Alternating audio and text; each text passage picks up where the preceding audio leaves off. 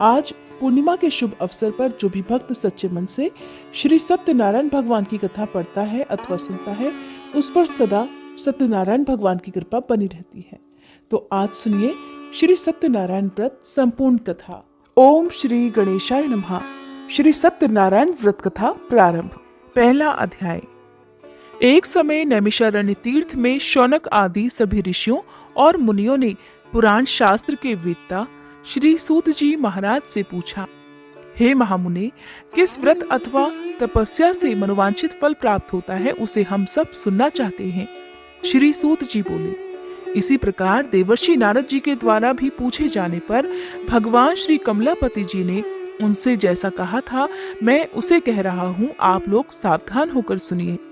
एक समय योगी नारद जी लोगों के कल्याण की कामना से विविध लोकों में भ्रमण करते हुए पृथ्वी लोक में आए और यहाँ उन्होंने अपने कर्म फल के अनुसार नाना योनियों में उत्पन्न सभी प्राणियों को अनेक प्रकार के क्लेश दुख भोगते हुए देखा तथा किस उपाय से इनके दुखों का सुनिश्चित रूप से नाश हो सकता है, ऐसा मन में विचार करके वे विष्णु लोक को गए।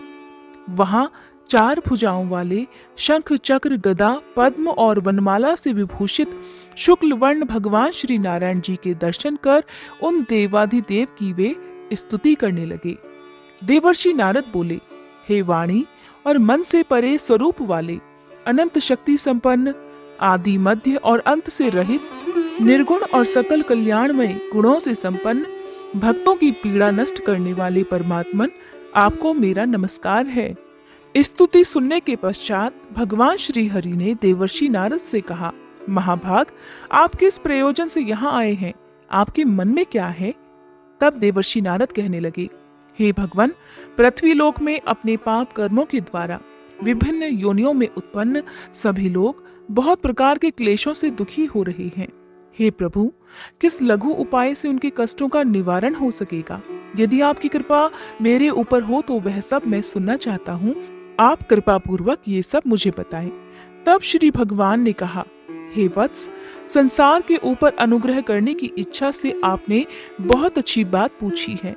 जिस व्रत के करने से प्राणी मोह से मुक्त हो जाता है, उसे मैं आपको बताता हूँ, सुनिए। हे वत्स, स्वर्ग और पृथ्वी लोक में दुर्लभ भगवान सत्यनारायण का एक महान व्रत है। आपके स्नेह के कारण इस समय मैं उसे कह रहा हूँ। अच्छी प्रकार विधि विधान से भगवान सत्यनारायण जी का व्रत करके मनुष्य शीघ्र ही सुख प्राप्त कर परलोक में मोक्ष प्राप्त कर सकता है। भगवान की ऐसी वाणी सुनकर देवर्षि नारद कहने लगे, हे प्रभु, इस व्रत को करने का फल क्या है? इसका विधान क्या है? इस व्रत को किसने किया और इसे कब करना चाहिए, ये सब भी विस्तार पूर्वक बतलाइए। तब भगवान श्री हरि कहने लगे, यह श्री सत्यनारायण जी व्रत दुख शोक आदि का शमन करने वाला, धन धान्य की वृद्धि करने वाला, सौभाग्य और संतान देने वाला तथा सर्वत्र विजय प्रदान करने वाला है। जिस किसी भी दिन भक्ति और श्रद्धा से समन्वित होकर मनुष्य ब्राह्मणों और बंधु बांधवों के साथ धर्म में तत्पर होकर सायंकाल में भगवान श्री सत्यनारायण जी की पूजा करे, नैवेद्य के रूप में उत्तम कोटि के भोजनी पदार्थों को सवाया मात्रा में भक्ति पूर्वक अर्पित करना चाहिए। केले के फल, घी, दूध, गेहूं का चूर्ण अथवा गेहूं के चूर्ण के अभाव में साठी का चूर्ण, शक्कर या गुड़, ये सब योग्य सामग्री सवाया मात्रा में एकत्रित कर निवेदित करनी चाहिए। बंधु बांधवों के साथ श्री सत्यनारायण भगवान जी की कथा सुनकर ब्राह्मणों को भोजन कराना चाहिए। भक्ति पूर्वक प्रसाद ग्रहण करके नृत्य गीत आदि का आयोजन करना चाहिए। इसके पश्चात भगवान सत्यनारायण का स्मरण करते हुए अपने घर को जाना चाहिए। ऐसा करने से मनुष्यों की मनोकामना अवश्य पूर्ण होती है। विशेष रूप से कलयुग में पृथ्वी लोक पर यह सबसे छोटा और सरल उपाय है। दूसरा अध्याय। श्री सूत जी ने कहा, हे ऋषियों, जिन्होंने पहले समय में इस व्रत को किया है उसका इतिहास भी बताता हूँ, आप सब ध्यान पूर्वक सुने। सुंदर काशीपुरी नगरी में एक अत्यंत निर्धन ब्राह्मण रहता था। वह ब्राह्मण भूख और प्यास से बेचैन होकर पृथ्वी पर घूमता रहता था। ब्राह्मणों से प्रेम करने वाले श्री विष्णु जी ब्राह्मण को देखकर एक दिन बूढ़े ब्राह्मण का रूप धारण कर ब्राह्मण के पास जाकर आदर के साथ पूछने लगे, हे विप्रदेव, तुम नित्य ही दुखी होकर पृथ्वी पर क्यों घूमते हो? तब उस ब्राह्मण ने कहा, मैं भिक्षा के लिए पृथ्वी पर विचरता हूँ। हे भगवान, यदि आप इससे छुटकारा पाने का कोई उपाय जानते हो तो कृपा कर मुझे बताएं। वृद्ध ब्राह्मण का रूप धारण किए श्री विष्णु जी ने कहा, हे ब्राह्मण, श्री सत्यनारायण भगवान मनोवांछित फल देने वाले हैं, इसलिए तुम उनका पूजन करो। इससे मनुष्य सब दुखों से मुक्त हो जाता है। ब्राह्मण को व्रत का सारा विधान बताकर बूढ़े ब्राह्मण का रूप धारण करने वाले श्री भगवान जी अंतर्ध्यान हो गए। जिस व्रत को वृद्ध ब्राह्मण ने बताया है, मैं उसे अवश्य करूंगा, ऐसा निश्चय कर वह ब्राह्मण घर चला गया। अगले दिन वह जल्दी उठा और श्री सत्यनारायण जी का व्रत करने का निश्चय कर भिक्षा मांगने के लिए चल दिया। उस दिन उसको भिक्षा में बहुत सारा धन मिला, जिससे उसने पूजा का सामान खरीदा और घर आकर अपने बंधु बांधवों के साथ श्री सत्यनारायण जी का व्रत किया। ऐसा करने से वह ब्राह्मण सब दुखों से छूटकर अनेक प्रकार की सुख समृद्धियों से युक्त हुआ। तभी से वह ब्राह्मण हर मास यह व्रत करने लगा। इसी प्रकार श्री सत्यनारायण जी के व्रत को जो शास्त्र विधि के अनुसार करेगा, वह सब पापों से मुक्त होकर मोक्ष को प्राप्त हो जाएगा। आगे भी जो मनुष्य पृथ्वी पर श्री सत्यनारायण जी का व्रत करेगा, वह सब दुखों से छूट जाएगा। इस तरह नारद जी से सत्यनारायण भगवान का कहा हुआ व्रत मैंने आपसे कहा। तब ऋषियों ने कहा, हे मुनीश्वर, संसार में इस विप्र से सुनकर किस किसने इस व्रत को किया, यह भी हम सब सुनना चाहते हैं। तब श्री सूत जी महाराज कहने लगे, हे मुनियों, जिस जिस प्राणी ने इस व्रत को किया है, उन सब की कथा भी सुनो। एक समय वह ब्राह्मण धन और ऐश्वर्य के अनुसार बंधु बांधवों के साथ व्रत पूजन कर रहा था कि उसी समय एक लकड़हारा आया। उसने लकड़ियां बाहर रख दी और ब्राह्मण के घर में चला गया। प्यास से व्याकुल लकड़हारे ने ब्राह्मण को व्रत करते हुए देखा तो वह अपनी प्यास को भूल गया। उसने ब्राह्मण को नमस्कार किया और पूछा, हे ब्राह्मण देवता, आप यह किसका पूजन कर रहे हैं? इस व्रत को करने से क्या फल मिलता है, कृपया कर मुझे भी बताएं। तब ब्राह्मण ने कहा, सब मनोकामनाओं को पूर्ण करने वाला यह श्री सत्यनारायण जी का व्रत है। इनकी ही कृपा से मेरे यहाँ धन धान्य आदि की वृद्धि हुई है। विप्र से इस व्रत के बारे में जानकर वह लकड़हारा बहुत प्रसन्न हुआ। भगवान का चरणामृत लेकर और भोजन करने के बाद वह अपने घर को चला गया। अगले दिन लकड़हारे ने अपने मन में निश्चय किया कि आज गांव में लकड़ी बेचने से जो भी धन मिलेगा, मैं उसी से भगवान सत्यनारायण का उत्तम व्रत करूंगा। ऐसा मन में विचार कर वह लकड़हारा लकड़ियां लेकर अपने सिर पर रखकर जिस नगर में धनवान लोग रहते थे, वहां चला गया। उस दिन लकड़हारे को लकड़ियों के बदले चौगुने दाम मिले। अब वह बूढ़ा लकड़हारा बहुत प्रसन्न होकर पके केले, शक्कर, शहद, घी, दूध, दही और गेहूं का चूर्ण इत्यादि श्री सत्यनारायण भगवान के व्रत की सभी सामग्री लेकर अपने घर आ गया। फिर उसने अपने बंधु बांधवों को बुलाकर विधि विधान के साथ भगवान की पूजा और व्रत किया।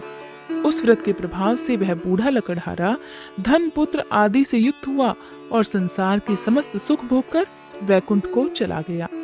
तीसरा अध्याय।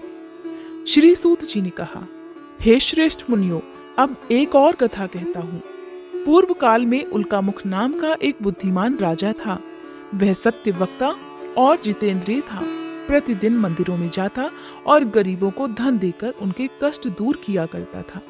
उसकी पत्नी सुंदर और सती साध्वी थी। भद्रशिला नदी के तट पर उन दोनों ने श्री सत्यनारायण भगवान जी का व्रत किया। साधु नामक एक वैश्य राजा को व्रत करते देखकर उनसे पूछने लगा, हे राजन, भक्ति युक्त मन से आप यह क्या कर रहे हैं? मेरी सुनने की इच्छा है। तब महाराज उल्कामुख ने कहा, हे साधु वैश्य, मैं अपने बंधु बांधवों के साथ संतान प्राप्ति के लिए महाशक्तिमान सत्यनारायण भगवान जी का व्रत और पूजन कर रहा हूँ। तब उसने कहा, हे राजन, मुझे भी इस सब का विधि विधान बताइए। मैं भी आपके कहे अनुसार इस व्रत को करूंगा। मुझे कोई संतान नहीं है और मुझे विश्वास है कि इससे निश्चय ही मेरे यहाँ भी संतान होगी। राजा से सब विधान सुनकर व्यापार से निवृत्त होकर वह वैश्य खुशी खुशी अपने घर आ गया। वैश्य ने अपनी पत्नी लीलावती से संतान देने वाले उस व्रत का समाचार सुनाया और निश्चय किया कि जब हमारे यहाँ संतान होगी तब मैं भी इस व्रत को करूंगा। एक दिन उसकी पत्नी लीलावती सांसारिक धर्म में प्रवृत्त होकर गर्भवती हो गई। उसने एक सुंदर कन्या को जन्म दिया। कन्या का नाम कलावती रखा गया। इसके बाद लीलावती ने अपने पति को याद दिलाया कि आपने जो भगवान का व्रत करने का संकल्प लिया था, अब आप उसे पूरा कीजिए। साधु वैश्य ने कहा, हे प्रिय, मैं कन्या के विवाह पर इस व्रत को अवश्य करूंगा। इस प्रकार अपनी पत्नी को आश्वासन देकर वह व्यापार करने चला गया। काफी दिनों के बाद वह लौटा तो उसने नगर में सखियों के साथ अपनी पुत्री को खेलते देखा। वैश्य ने तुरंत कलावती के लिए कोई सुयोग्य वर की तलाश की। कंचन नगर के एक सुयोग्य वणिक पुत्र से अपने बंधु बांधवों सहित प्रसन्न मन से अपनी पुत्री का विवाह उसके साथ कर दिया। वैश्य विवाह के समय भी सत्यनारायण भगवान का व्रत करना भूल गया। इस पर श्री सत्यनारायण भगवान की लीला हुई। अपने कार्य में कुशल साधु नामक वैश्य अपने जमाता सहित नाव को लेकर व्यापार करने के लिए समुद्र के समीप स्थित रत्नसारपुर नगर में गया। दोनों ससुर और जमाई राजा चंद्रकेतु के नगर में व्यापार करने लगे। एक दिन भगवान सत्यनारायण की माया से प्रेरित एक चोर राजा का धन चुराकर भागा जा रहा था। राजा के दूतों को अपने पीछे आते देखकर चोरों ने घबराकर राजा के धन को उनकी नाव में रखा और भाग गए, जहां ससुर और जमाई थे। राजा के दूतों ने जब धन को उनकी नाव में रखा देखा तो पकड़कर राजा के पास जाकर कहने लगे, महाराज, हम ये 2 चोर पकड़ कर लाए हैं, आप आज्ञा दीजिए। राजा ने कारागार में डालने की आज्ञा दे दी। इस प्रकार राजा की आज्ञा से उनको कठिन कारावास में डाल दिया गया तथा उनका सारा धन भी ले लिया गया। सत्यनारायण भगवान जी की लीला के अनुसार साधु वैश्य की पत्नी लीलावती और पुत्री कलावती भी घर पर बहुत दुखी हुई। उनके घर में रखा हुआ सारा धन चोर चुरा कर ले गए। एक दिन शारीरिक और मानसिक पीड़ा से और भूख प्यास से अति दुखित होकर भोजन की चिंता में कलावती एक ब्राह्मण के घर गई। उसने श्री सत्यनारायण भगवान का व्रत होते देखा। उसने कथा सुनी और प्रसाद ग्रहण कर रात को घर आई। तब माता ने कलावती से पूछा, हे पुत्री, तू अब तक कहाँ रही और तेरे मन में क्या है? तब कलावती कहने लगी, हे माता, मैंने श्री सत्यनारायण भगवान का व्रत होते देखा है। तब कलावती के वचन सुनकर लीलावती ने सत्यनारायण भगवान जी के पूजन की तैयारी की।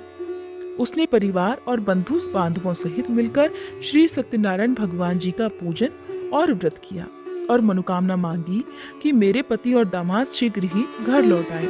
साथ ही उसने प्रार्थना भी की कि हे प्रभु, हम सबके अपराध क्षमा कीजिए। श्री सत्यनारायण भगवान जी इस व्रत से संतुष्ट हो गए।